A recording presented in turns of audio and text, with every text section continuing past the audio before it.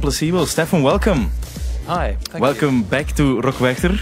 It's the 7th time you play here at Werchter. Yeah, it is. Yeah, I couldn't believe it. I had to Google that one myself. Yeah, that's quite unique, huh? Not a lot of bands can say they play 7 times on this big festival, I think. Yeah, it's funny because it never feels like we've been around that long. It always feels like we're continuously starting over, you know? Yeah? With every album it feels like you still have to kind of prove yourself. Yeah. I can imagine. Is Werchter in any way unique for Placebo then?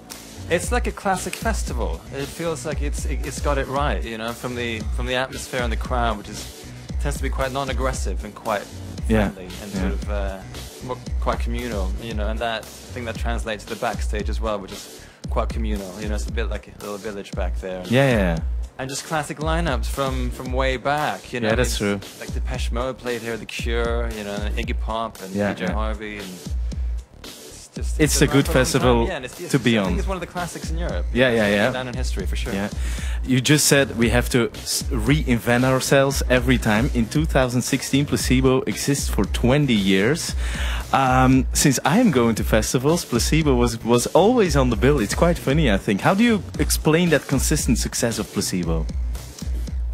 I think sort of goldfish memory. You know, not dwelling on the past too much. Yeah. Yeah, definitely. Because, you know, whatever you've been through, whatever you've done, you got to keep your head up and soldier on. And I mean, for us, it's what we found that we're good at, I suppose. You know, and I think me and Brian have kind of held it together for 20 years. Yeah.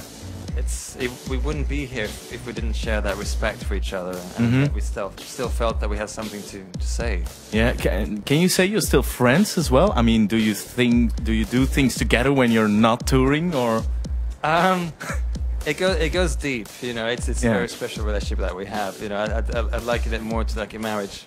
Yeah, okay. More to, okay. Yeah, I think so. Yeah. A marriage between Brian Molko and Stefan. I have to remember that one. For all the young and ambitious and wild bands that are playing here at this festival, what would be your, I don't know, what's your advice for those bands?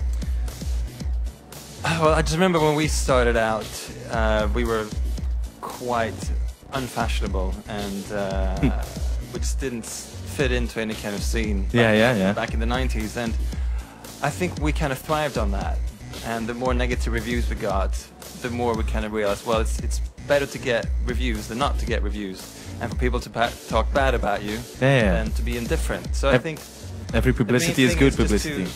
To follow your own sound and not try to sound like anyone else, because you're never gonna get close to imitating someone perfectly. You know, it just doesn't work. Yeah. What can we expect tonight from the show? Will it be greatest hits? Of course, there's a new album also. There's a new album, and it's a big festival. It's summer. People come out here to have a good time. We tend to keep the energy up when it comes to festivals. You can't be as indulgent as we could in our own show. And considering the billing today, I think we're going to bring out a few of the punkier numbers. Yeah. I understand completely. Stefan, I wish you all the best. Thanks for stopping by. Thanks. And I hope to see you later. Bye. Studio Brussel. Life.